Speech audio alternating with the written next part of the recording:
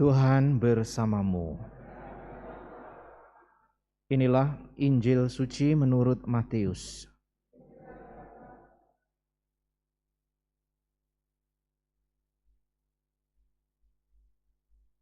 Pada waktu Yesus akan pergi ke Yerusalem, ia memanggil ke-12 muridnya tersendiri dan berkata kepada mereka, "Sekarang kita pergi ke Yerusalem, dan Anak Manusia akan diserahkan kepada imam-imam kepala dan ahli-ahli Taurat, dan mereka akan menjatuhi dia hukuman mati. Mereka akan menyerahkan dia kepada bangsa-bangsa yang tidak mengenal Allah, supaya ia diolok-olok, disesah, dan disalibkan. Tetapi pada hari ketiga ia akan dibangkitkan." Maka datanglah ibu anak-anak Zebedeus beserta anak-anaknya kepada Yesus. Lalu sujud di hadapannya untuk meminta sesuatu kepadanya. Kata Yesus, "Apa yang kau kehendaki?"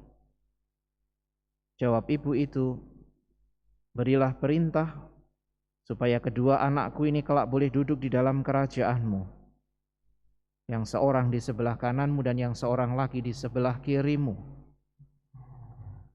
Tetapi Yesus menjawab, "Kamu tidak tahu apa yang kamu minta. Dapatkah kamu meminum cawan yang harus kuminum?" Kata mereka kepadanya, "Kami dapat." Yesus berkata kepada mereka, "Cawanku memang akan kamu minum, tetapi hal duduk di sebelah kananku atau di sebelah kiriku, aku tidak berhak memberikannya. Itu akan diberikan kepada orang-orang bagi siapa Bapakku telah menyediakannya." Mendengar itu marahlah ke-10 murid yang lain kepada kedua saudara itu. Tetapi Yesus memanggil mereka lalu berkata, "Kamu tahu bahwa pemerintah bangsa-bangsa memerintah rakyatnya dengan tangan besi, dan pembesar-pembesar menjalankan kuasanya dengan keras atas mereka. Tidaklah demikian di antara kamu. Barang siapa ingin menjadi besar di antara kamu, hendaklah ia menjadi pelayanmu. Dan barang siapa ingin menjadi terkemuka di antara kamu, hendaklah ia menjadi hambamu. Sama seperti Anak Manusia, ia datang bukan untuk dilayani, melainkan untuk melayani, dan untuk memberikan nyawanya menjadi tebusan bagi banyak orang." Demikianlah sabda Tuhan.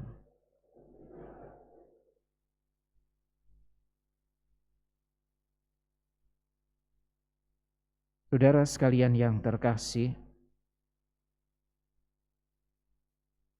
apa yang menjadi perjuangan Yesus tidak selalu dengan mudah dipahami oleh para murid-muridnya. Tidak sekali Yesus mengatakan bahwa Mesias memang harus menderita, disalibkan, lalu pada hari ketiga akan dibangkitkan. 3 kali ia mengatakan kepada para muridnya. Sekalipun demikian, hari ini kita masih mendengar bagaimana tidak semua murid-murid ini bisa mencerna, memahami, mengerti, apalagi menerima. 2 orang di antara muridnya bahkan bersama ibunya datang kepada Yesus untuk meminta sesuatu yang menurut pikiran mereka sesuatu yang wajar, meminta kekuasaan. Kesempatan itu dipakai oleh Yesus untuk sekali lagi menegaskan bahwa keprihatinan pertamanya bukanlah kebesaran menurut ukuran dunia, tetapi pemberian diri. Kekuasaan kerap kali membawa orang pada kepemilikan, pada otoritas atas orang lain atau atas sesuatu yang lain. Pendek kata, sesuatu yang didapatkan justru untuk mencari kebesaran dan keuntungan untuk diri sendiri. Itulah ukuran dunia. Tetapi Yesus kembali menegaskan kepada para murid, kebesaran itu bukan pada kepemilikan, tetapi justru pada pemberian diri. Seperti Mesias yang besar, bukan karena menurut ukuran dunia berkuasa, memerintah, atau mungkin menaklukkan,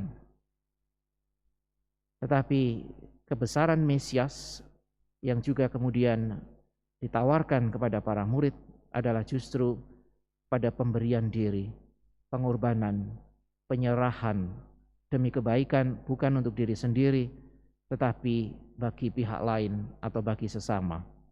Nah, saudara sekalian, menyadari bahwa memang tidak mudah untuk memahami apa yang diajarkan oleh Yesus.